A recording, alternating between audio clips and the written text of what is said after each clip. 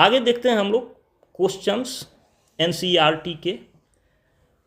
ये NCERT old book के according है, ठीक ना, पेज नंबर 171। न्यू बुक के हिसाब से देख लेना।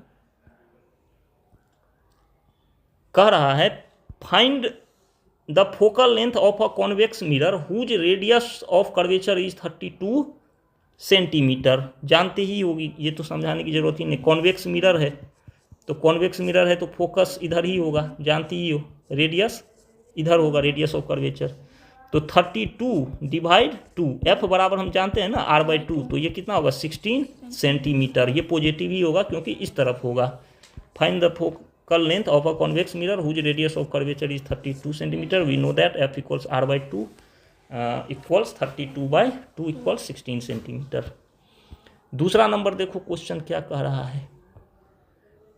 दूसरा नंबर क्वेश्चन है हमारे पास, a concave mirror produces 3 times magnified, जिसको हम लोग इनलार्ज्ड भी कहते हैं, real image, and an object placed at 10 centimetre in front of it, where is the image located.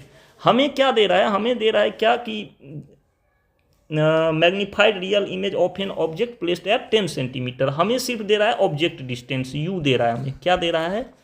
-10 centimetre. अब हमसे ये कह रहा है कि concave mirror produces 3 times magnified image, real image. तो हमारा अगर हाइट ऑफ ऑब्जेक्ट हम बोलें कि h है, हाइट ऑफ ऑब्जेक्ट क्या लिया हमने? h, तो हाइट ऑफ इमेज क्या होगा? 3h। अब ध्यान क्या रखना है हमें कि ये दे रहा है रियल इमेज, तो रियल इमेज दे रहा है मतलब ये उल्टा होगा, तो ये -3h आ जाएगा कि नहीं आ जाएगा? पक्का जान गई यहाँ तक बात? अब हम लोग क्या जानते हैं, वी नो दैट कि m जो होता है, m किसके बराबर होता है? -v/u बराबर h'/h। अब वैल्यू उठा के पुट कर दो, हमारा सॉल्यूशन आ जाएगा। हमें क्या निकालना है? हमें निकालना है where is the image located, v निकालना है हमें। तो यहाँ मैं सॉल्व करता हूँ, यहाँ तो बराबर में, और बराबर नहीं, और -v/u अपना कितना है?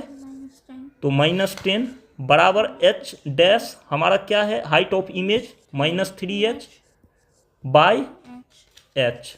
ये h से h कट गया, ये माइनस से माइनस कट गया, तो v किसके बराबर आएगा? -30 के बराबर आएगा।